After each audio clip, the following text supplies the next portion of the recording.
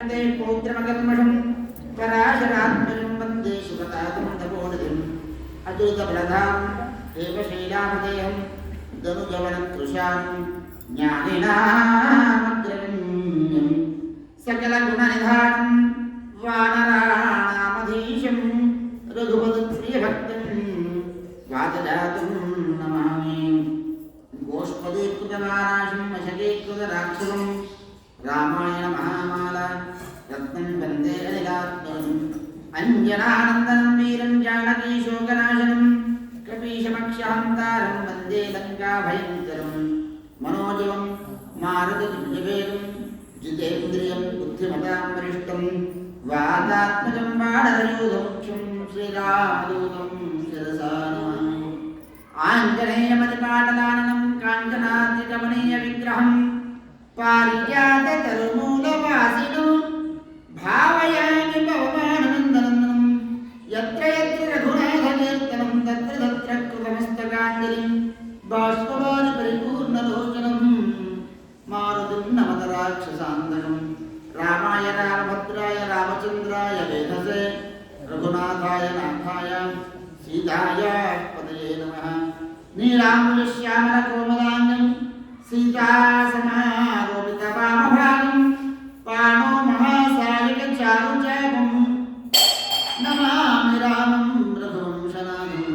वामेभूषितापश्च हनुमानश्च सुमित्रासुतः शत्रुघ्नो भरतश्च पार्श्वधरयो वायुव्यादिकोणेषु च सुग्रीवश्च भीषणश्चैवराट् तारासुतो जाम्बवान् मध्ये नीलसरोजको मनरुचिं रामं भजे श्यामलं। माता रामो मत्पिता रामचन्द्रः स्वामी रामो मत्सखा रामचन्द्रः सर्वस्वं मे रामचन्द्रो दयालुः नान्यं जाने नैव जाने न जाने। श्री सीतारामचन्द्र स्वामी भगवान् की जय। पवनसुत हनुमान की जय। चरितं रघुनाथस्य शतकोटिप्रविस्तरम् एकैकमक्षरं पुंसां महापातकनाशनम् एकैकमक्षरं पुंसां महापातकनाशनम्।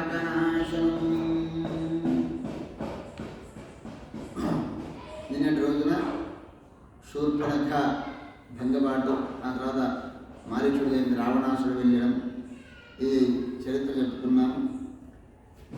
ఈరోజు అరణ్యకాండ 7వ సర్గం 7-8. శ్రీ మహాదేవ ఉవాచ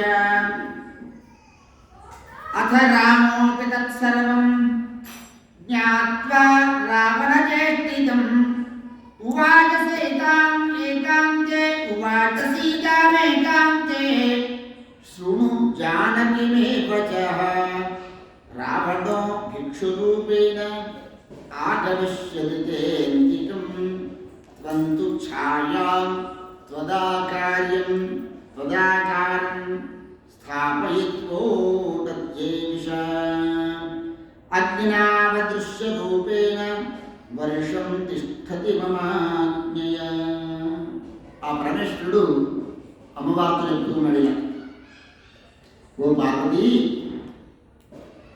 ఒక రోజున రామచంద్రమూర్తి రావణుడి యొక్క కుట్ర అంతా కూడా తెలుసుకున్నటువంటి వాడై ఆ సీతామ్మవారితో ఏకాంతంలో కూర్చుని ఈ విధంగా చెప్తూ ఉన్నాడు అమ్మవారితో, ఓ సీత, నా మాటలు వినము.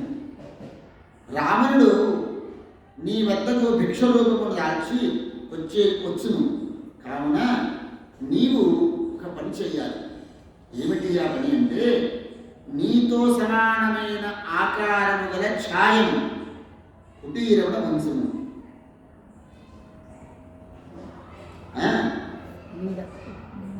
అమ్మవారు కాదు, ఆ ఛాయను ఉంచుము. ఉంచి నీ యొక్క నిజస్వరూపము అగ్నిలో ప్రవేశించు.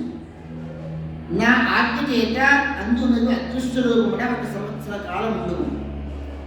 అనంతరము రావణుని వధించిన తర్వాత నీవు నన్ను పూర్వములో పొందగలవు అని రాముడు సీతాదేవికి చెప్పినాడు. ఏమిటి? సీతమ్మ వారి యొక్క ఛాయను కుటీరంలో ఉంచి ఈ విషయం లక్ష్మణుని తెలియదు. కేవలం అమ్మవారికి ఒక రాముడికి మాత్రమే తెలుసు. రాము మాటలు విన్నటువంటి ఆ అమ్మవారు సీతాదేవి అలాగే మాయా సీతాం బహిస్థాప్య స్వయమంతర్దధే నరే. ఆ మాయా సీతను అక్కడ ఉంచి ఆ కుటీరంలో ఉంచి ఆ సీతాదేవి అగ్నిలో అంతర్ధానమైంది.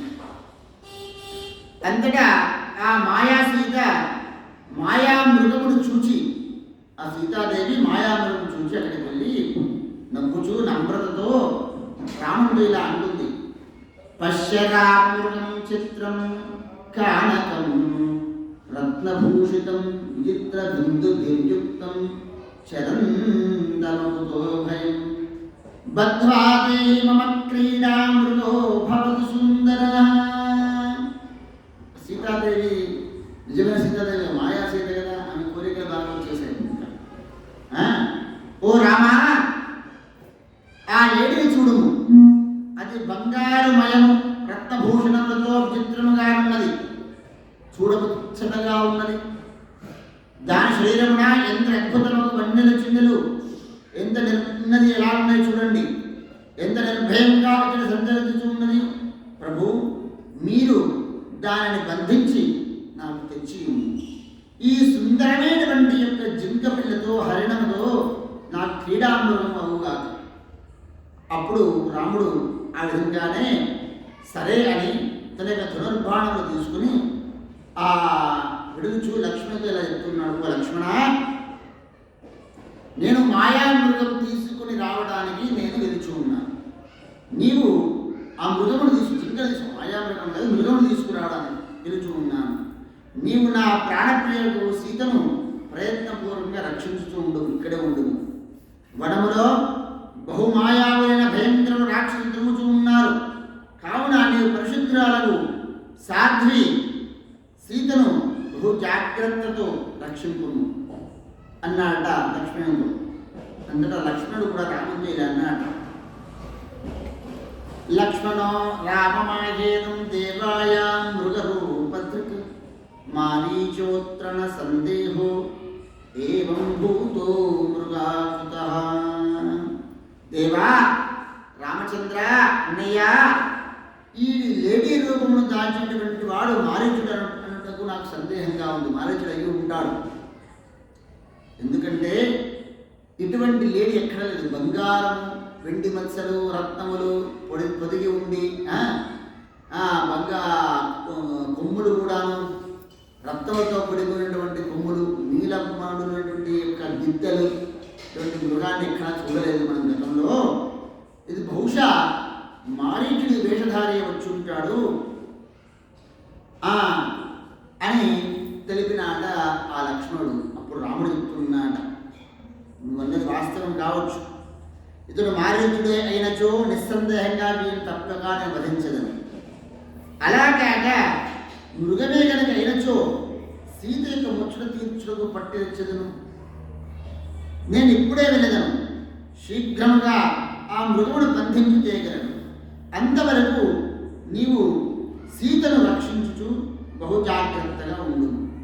ప్రపంచరూపిణి జగన్మోహనైన మాయా ఎవరిని ఆశ్రయించి ఉన్నదో ఆ రాముడే ఇట్లు పలికి మాయామృగను అనుసరించి పలికినాడు. అంటే ప్రపంచరూపిణి జగన్మోహన్ అంటే ప్రపంచానికే ఆయన మాయ రూపం ధరించిన వాడు. ఆయనకన్నా మాయ ఇంకెవరు ఉంటారు కదా, అనుకుని ఉంటాడు ఆయన.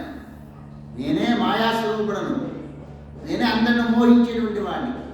ఆయన మోహించేటువంటి వారు ఎవరైనా ఉంటారా? ఆయన మోహింపేటువంటి వాళ్ళకి తెలియదా అని మాయామృగాన్ని అనుసరించినాడు ఆయన.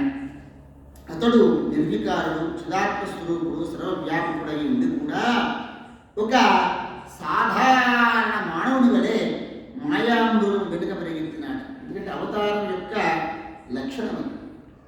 ఆయన మాయామృగంకి వెళ్ళినాడు, సీత అపహరిస్తే ఏడ్చినాడు, ఆయన ఏమి దేవుడు అంటే అది అవతార యొక్క లక్షణాలు ఉంటాయి. అవతారాలకు లక్షణాలు ఉంటాయి. మన మనుష్య అవతారాలు మనుష్య లక్షణాలు ఉంటాయి కదా. కుక్కగా జన్మిస్తే కుక్క లక్షణాలు ఉంటాయి. కుక్కకు గాడిద లక్షణాలు ఉండవు, మనిషికి కుక్క లక్షణాలు ఉండవు. జనరల్గా అంటే మనిషి యొక్క అవతారం యొక్క ప్రయోజనం అనుసరించి ఆ లక్షణాలు సహజ సిద్ధంగా వస్తాయి. కనుక మాయామృగాన్ని మానవుడి వలె సాధారణ మాయామృగం పరిగెత్తినాడు. అయినప్పటికీ ఆయనకు అన్నీ తెలుసు. దీని వలన భగవానుడు హరిభక్తవత్సరుడు, దాని ఎందుకు ఒక సత్యం ఉంటుంది. ఆయన మాయామృగం మారీచుడిని కూడాను తన భక్తులే మారీచుడు కాదు కదా, నిరంతర భగవన్నామస్మరణ చేస్తూ ఉన్నటువంటి మారీచుడిని కూడా రక్షించాలి, ఆయన కూడా ఉద్ధరించాలి అనేటువంటి భావన సత్యము తెలియచున్నది. అయినప్పటికీ మారీచుడి యొక్క భక్తిని పరిపూర్ణం చేయడం ఆ స్వామియే స్వయంగా వెళ్ళినాడు. రాముని వలన తనకు మరణమే మేలని భావించినటువంటి మారీచుడిని రాముడు తన భక్తునిగా స్వీకరించినాడు. అందులో అతని మాటను సత్యం చేయదలుచున్నాడు. మారీచుడు అనుకున్నాడు కదా అతని మాట ఏమిటి, అతను తెలుసు.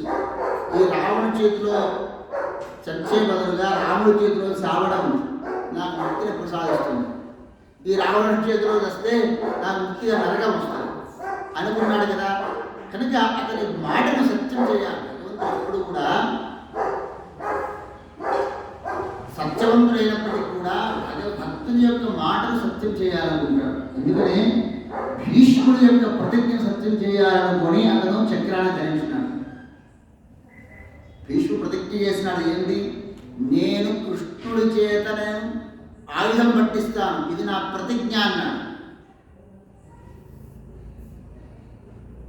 ఆయన ఒక్కో సందర్భంలో అసత్యం ఆడుతూ ఉంటాడు. భగవంతుడు సత్యం ఉన్నప్పటికీ కూడా అసత్యంగా మనకు కనిపిస్తూ ఉంటాడు. ఆయన ఎప్పుడు సచ్చిదానంద స్వరూపంలో ఉంటాడు. ఆయనకి ఇవన్నీ కూడా ఆయనకి అంటవు. ఎందుకంటే ఆయన సంకల్పరహితుడు, నిర్వికారుడు, నిర్గుణుడు.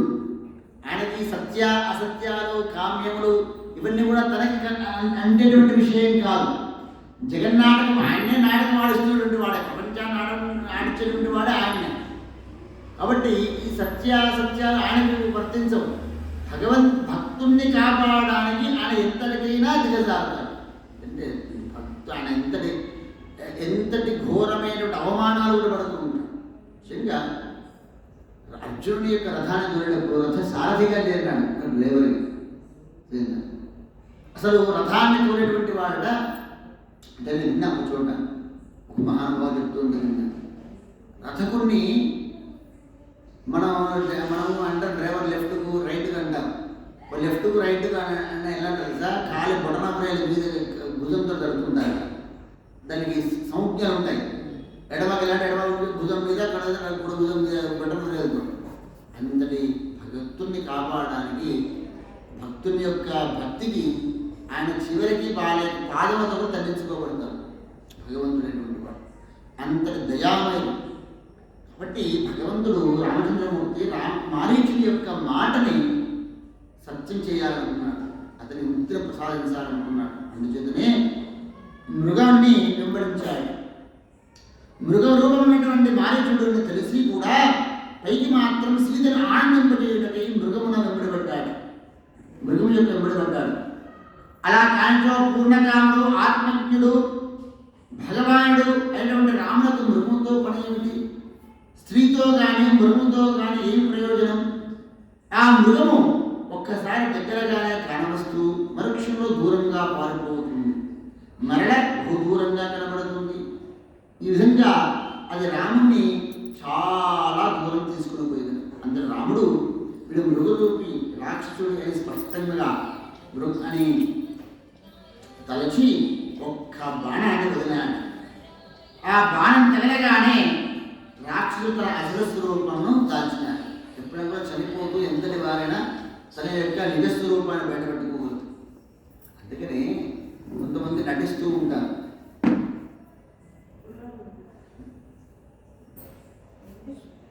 స్వభావో దురతిక్రమ అని శాస్త్రవచనం. తన స్వభావాన్ని క్రూరుడు కూడా